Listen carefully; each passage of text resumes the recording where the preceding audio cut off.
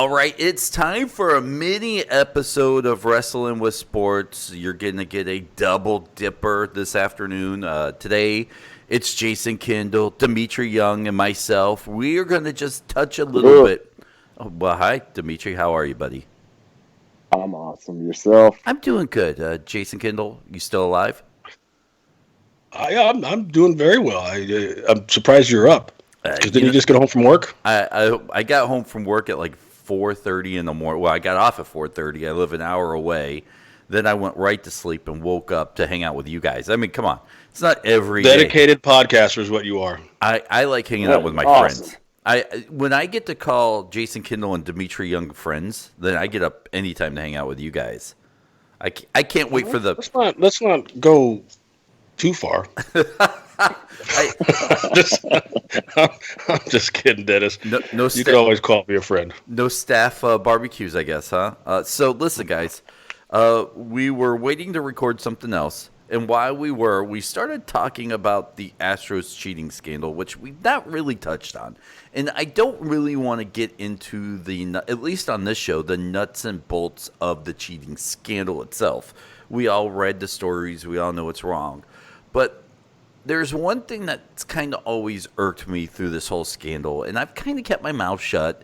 And, I've listened to you guys talk. And being that you guys are insiders and whatnot, one of the things that really irked me, and maybe we can talk about it from a fan point of view versus a player point of view. I don't even know what your perspective of this is, but it really irked me when David Ortiz and a few other baseball players, maybe not so much current, came out and started knocking, the Flyers for coming out and exposing this whole scandal. Friars. Calling him a narc, and saying what he did was even worse for baseball, and I really. Look, I think if it was just simple sign stealing, you got a guy in the outfield with binoculars, or you've got a guy looking, and maybe you just bang a trash can. All right, sure, maybe you tell him you shouldn't have said anything, but how in depth and how far this team went to cheat, I think he had no other choice but to expose. You know what? Seeing how the whole thing played out, how they won, especially I live out here in Ventura County, and this is next door to LA County, watching the World Series in 2017. And when George Springer hit that absolute bomb off of Yu Darvish, it was like he knew it was coming, and he absolutely murdered that ball. And come to find out that they had the signs and stuff. I mean, wow. But they also said that baseball knew about this as well, and that they said something along the lines of, and if they wait till it gets public before they do anything about it, which I think they should have talked with the team first. If Major League Baseball if Major League Baseball should have gone to the Astros, say, "Here, this is what we're getting from the other organizations about what's going on here. You have an opportunity right now to stop, or we're going to immediately put penalties in place." And I don't think that happened. And this whole thing blew up with Mike Fiers saying what he said. And, he was one of the foot soldiers when all that was going down, and goes to the other team. And I'm pretty sure, and I'm take that pretty sure back. I'll say that he may gone to another team, and they may have asked about what's going on, because they may have an inkling of what's going on. And then he may have just went on and spilled the beans and went on from there, which caused this whole chaos. I shouldn't call it chaos. They should call it cleaning up.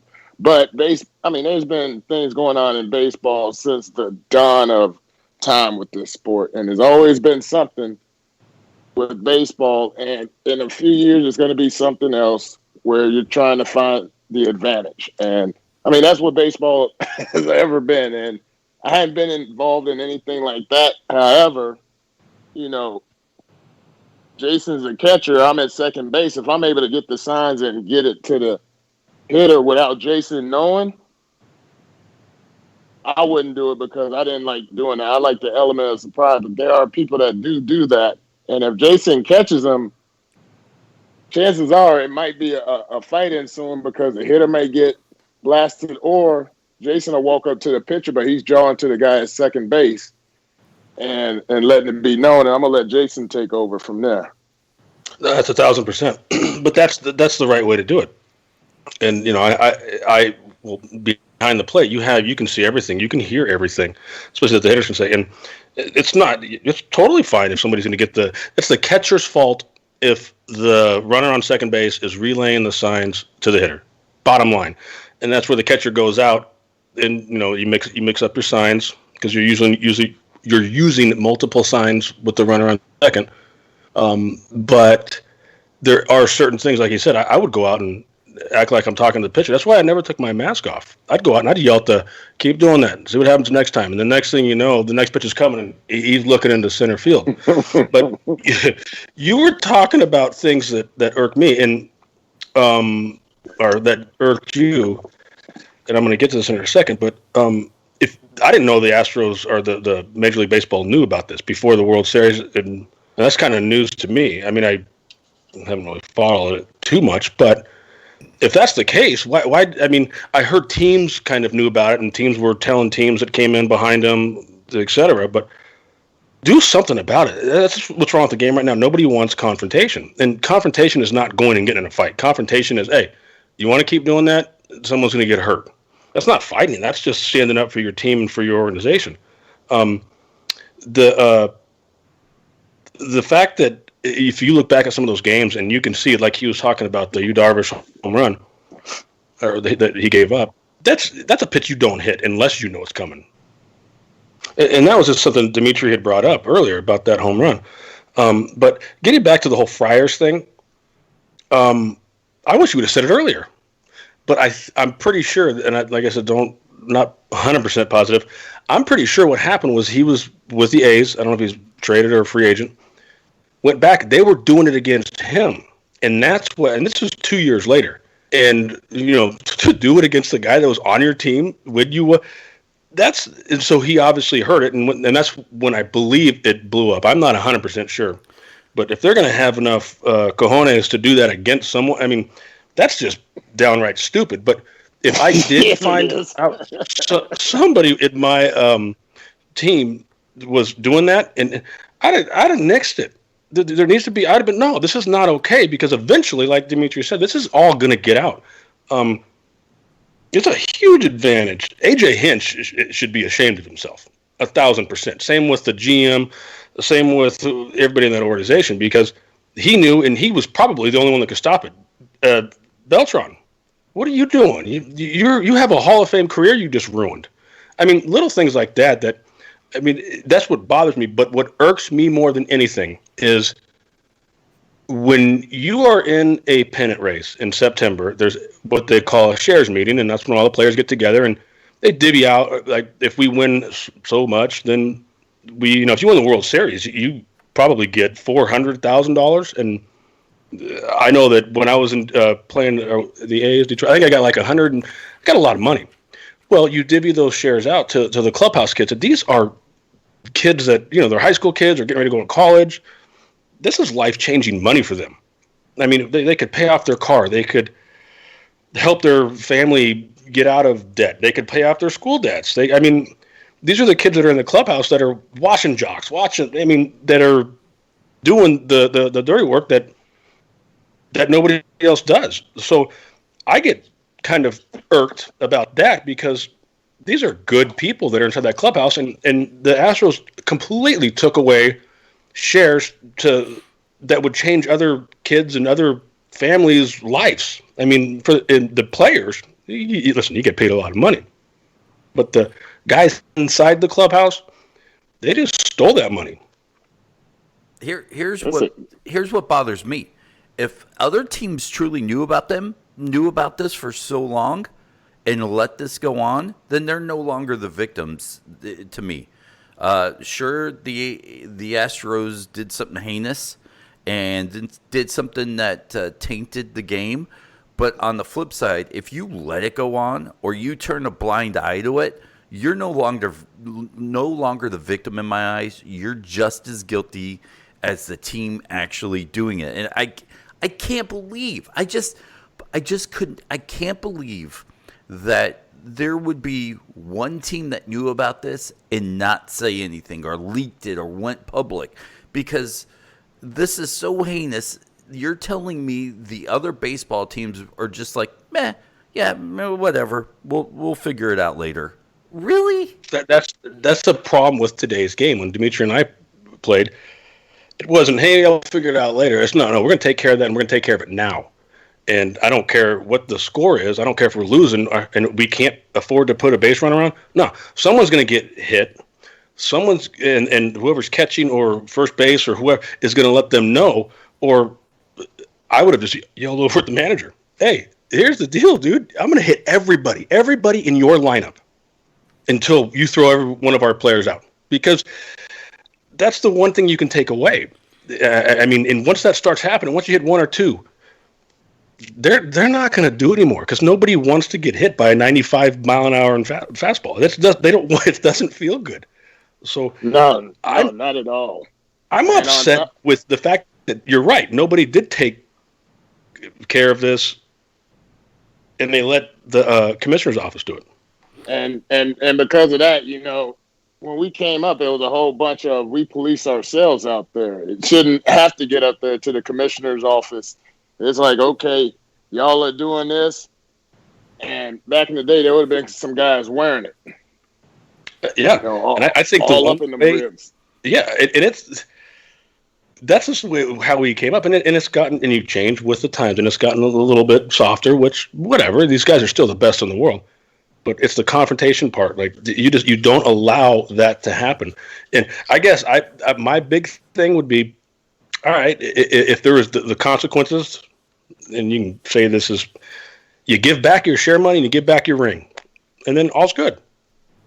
That's never going to happen, but that would be where I'd be like, all right. I mean, now the Houston Astros to me are just, I won't even watch it. I would like to see how they play this year. Unfortunately, we got what's going on here, but I would like to see them with kryptonite, so to speak. All eyes are on them. How are they going to be able to react? Is Altuve and Bregman that good of hitters that would indicate the last few years? Or let's see if Altuve. No, you're right. They better all have career years, put it that way.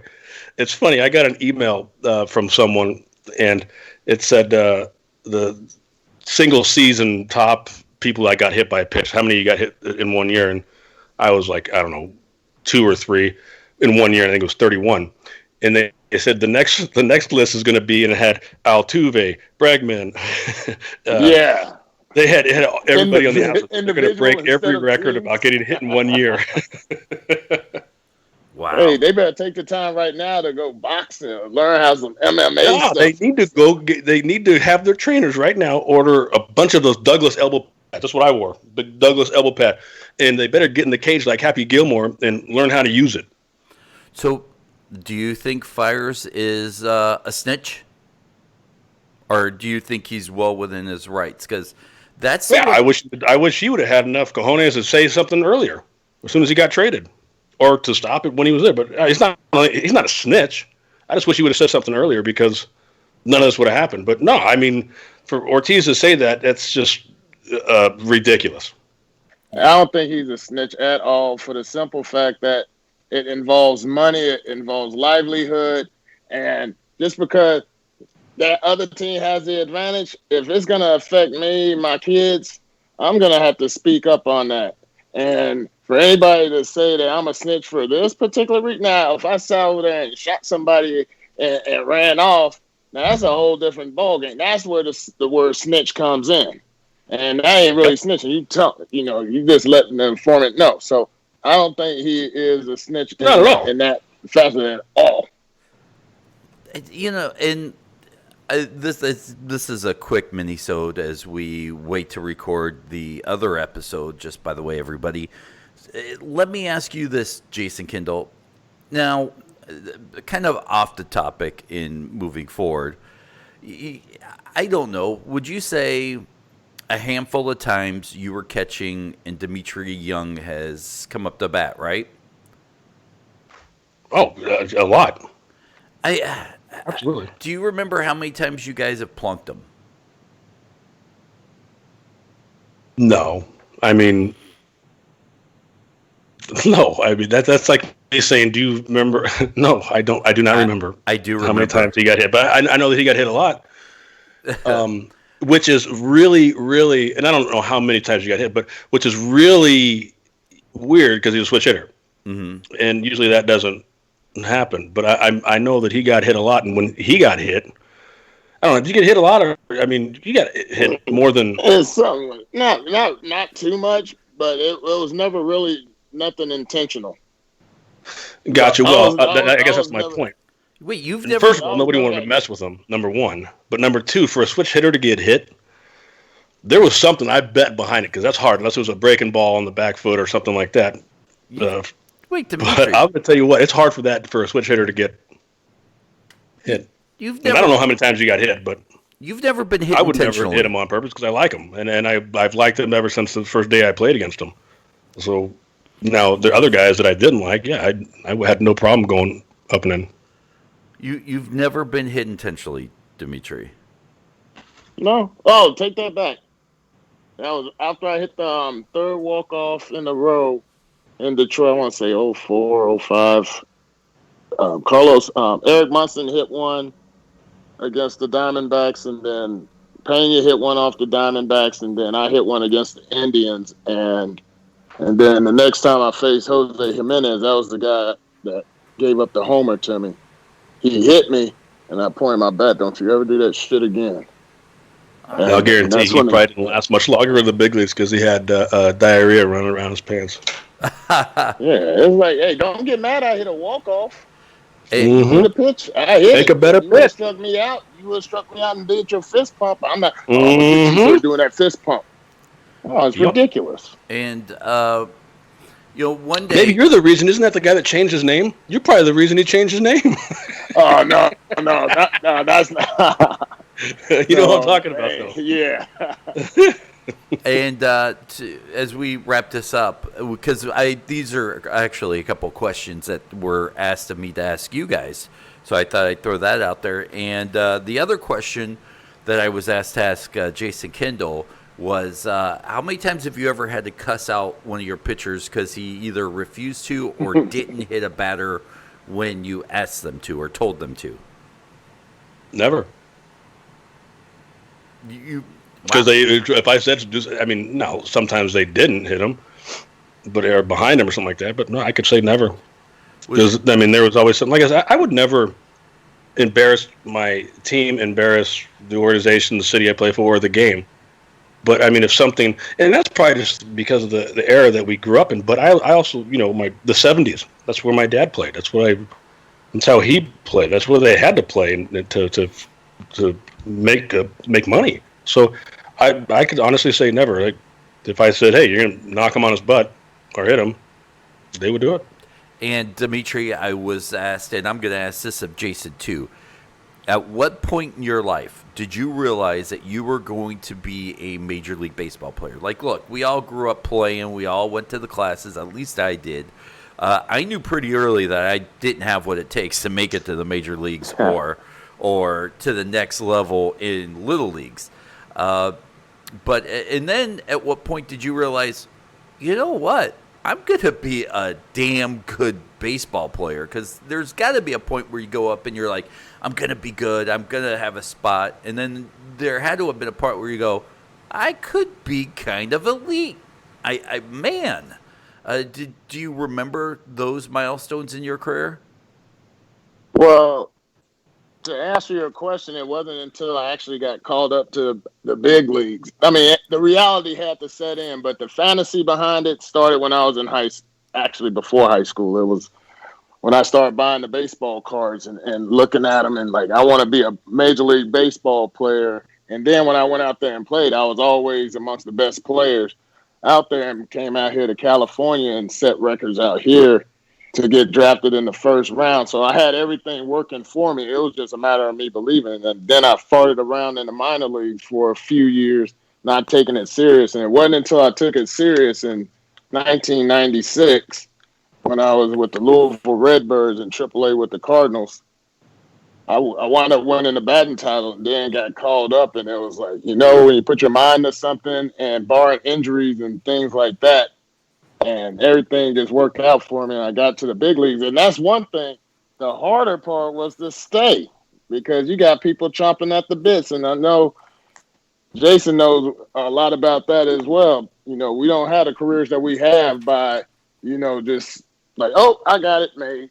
Because once you do that, that's when you get replaced. So it's about survival once you get to the big leagues. What about you, Jason? And you see that a lot. You see that a lot. Guys just happy to be there and I'm gonna stay. No, you have to work your butt off. But I mean, to answer the same question, mentally, it's what he just said. You have to believe in yourself, and you have to know you're gonna have good days, bad days, which everybody says, but you are. You have to know that you are that good and that you are. But you have to work hard. But I mean, I grew up in the game. As old as I can remember. My dad had trust me, he tells me every day on my birthday. On my birthday when I was born, a triple, just missed a grand slam off of Fergie Jenkins. Because he goes, but the fences were way back there. It was at Jack Murphy Stadium. And they obviously did move them in since then. He goes, but I never forget, I hear it but I grew up in the game, so I always wanted to. That's all I wanted to do. And if I didn't make it to the big leagues, I'd either be a lifeguard or probably in jail somewhere. Oh, that's a very feel-good story. You made me feel really good about asking you that. I'm glad.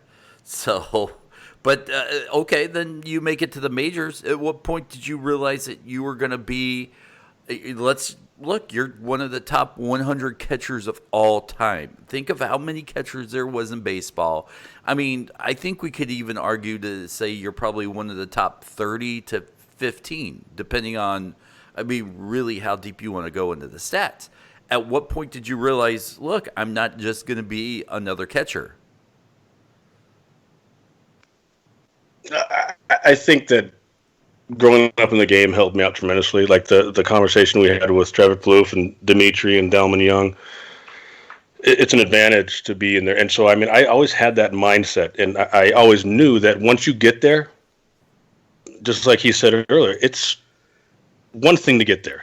It's one thing to make the high school to the college level, and then to get drafted, and it's another thing to stay. And that's where you really, really have to put your mindset and your work ethic and let it kick in, because it is a short window. We both played combined probably about 30 years, and it's in the big leagues, and it's a mindset you have to have, and you have to learn to accept the failure part of it. You have to learn the positive and keep that even kill.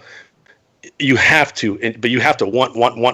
I remember going 0 for 5 and hitting, ground and double play to make the last out of the game, and I still knew I was the best on the field. In my mind, in my mind, I was, and I think that's just something that you have to play at that level. All right, let's wrap this up. Just a reminder, everybody, you are listening to Wrestling with Sports on our brand new feed. Thank you, everybody who has come over. Thank you, everybody who stayed from the old Wrestling Perspective days to listen to us. The love has been phenomenal. I mean, I'm getting tweets and texts saying, man, I'm so glad you made this move over here. I saw one text that mentioned us in some pretty elite conversations, saying that this has been a great day seeing. And look, we've stepped our game up over the last few months. We added Dmitri Young. I don't know how much more you can step your game up by adding Dmitri Young.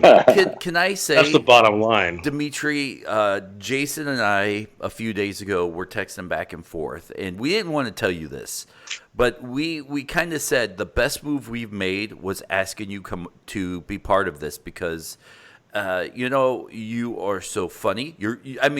People don't realize how funny you are and how smart you were. Here's the thing. When I did that thing, and I call after we did the trivia show, I called Jason and said, holy cow, Dmitri Young might be one of the smartest people I know. Like, I knew you were wrestling smart, and I thought you knew baseball, but you blew me away with, like, how amazing you are. And Jason and I, we probably talked for 45 minutes about how amazing you've made this show. And I just kind of want to publicly thank you and say how awesome you are for joining us. Hey, well, thank you for the invite because this is a fun outlet, get to catch up with somebody that played at the same time that I played, who had the same intensity and the same aura of playing baseball. Jason Kendall is one of the realest people to ever be around, and get to know him over this outlet, talking wrestling and with sports, and having you. You're the quarterback of this whole thing, Dennis. So I thank you for inviting me to join the family, join this stable.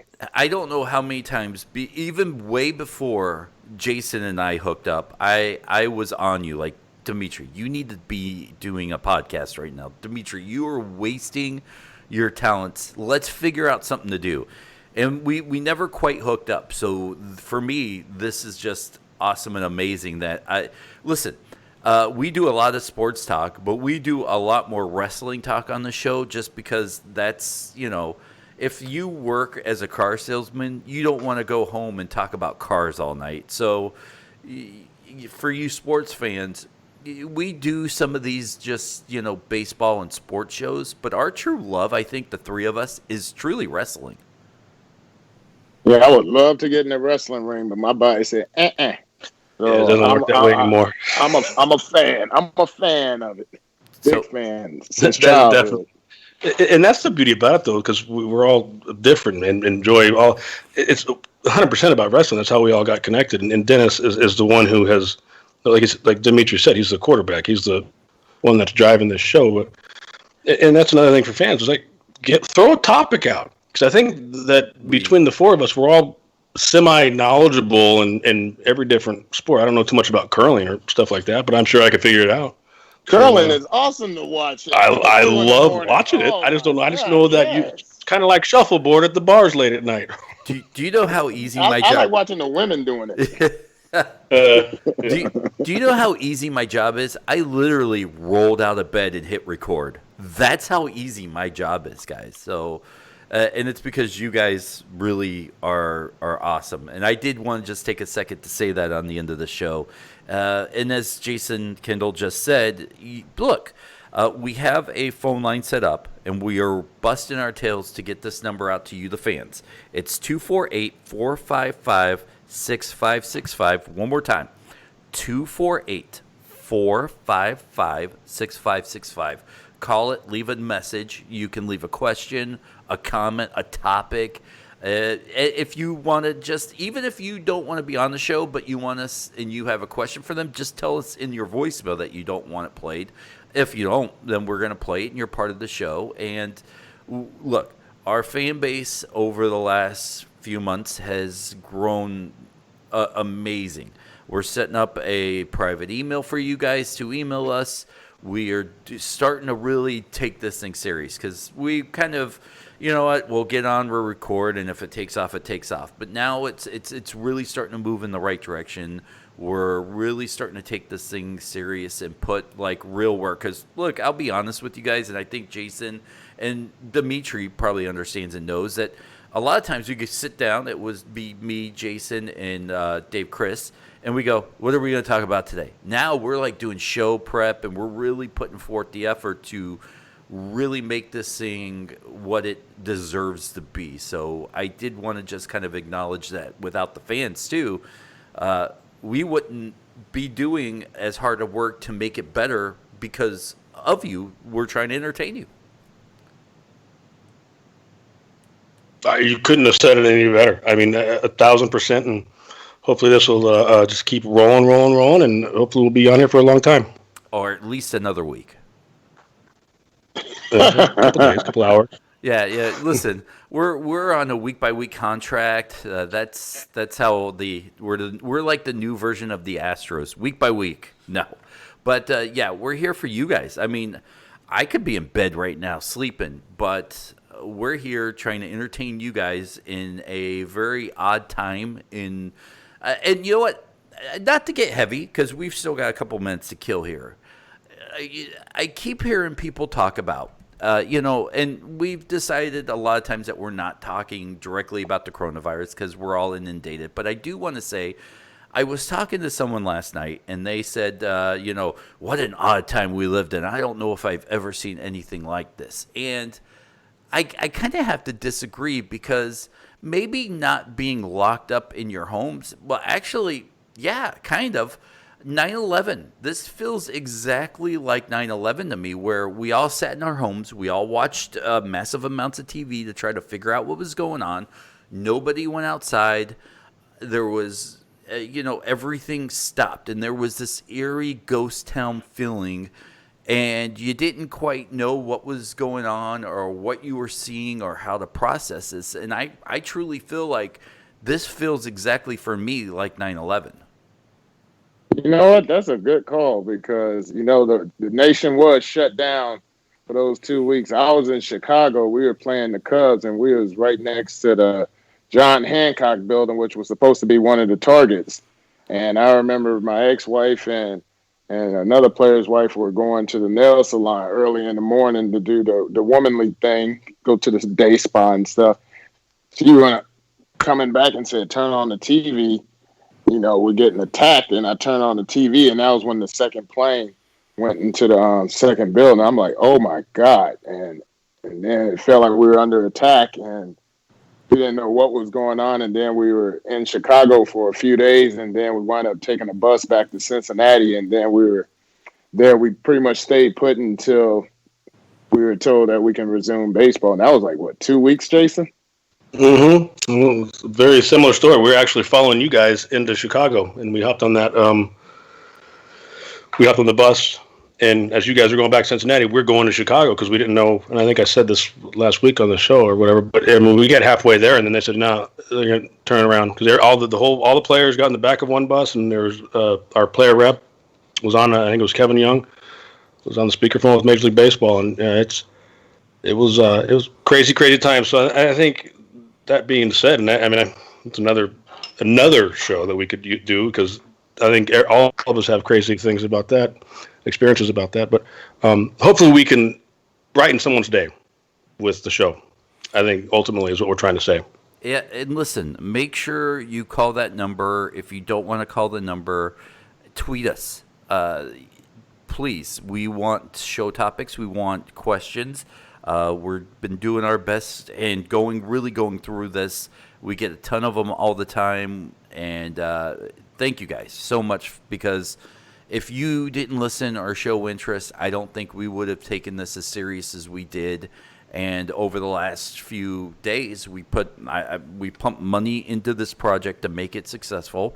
And we did this without a lot of podcasts out there.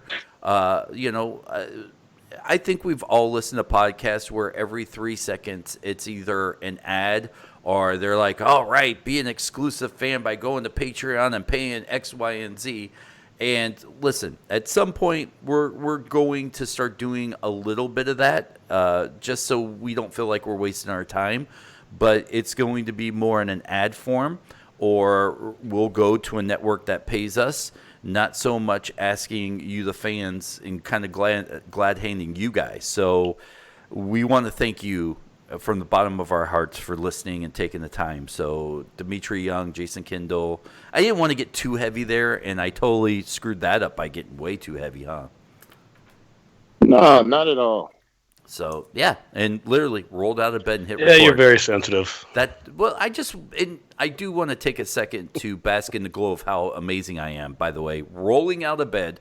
Without a doubt. Putting on this amazing... I rolled out of bed. I put on my back brace, so I had to carry you two through this show. And, God, I'm amazing. And we greatly appreciate it. Absolutely amazing. Just... Gracias. We need to get your the Blue Chew ad back. We do need to. I did send the guy an email, so hopefully we can do more silly Blue Chew ads where you listen to me tell horrible stories. All right, guys. Wrestling with Sports, new feed. Make sure you Google or find it anywhere you get your podcasts. That's where Wrestling with Sports is. And more important than anything, tell a friend. It's free to tell a friend. Google it, FaceTime it, post it on your Facebook. Hey, guys, if you like wrestling or sports, check it out. If you like one or the other, pick and choose what episode you Even listen if to. you can't stand us, just call and throw a bad email at us. That's happy too. That's happy for everybody. Or another bad email at us. So, guys, thank you so much, and we'll talk to you on the flip side.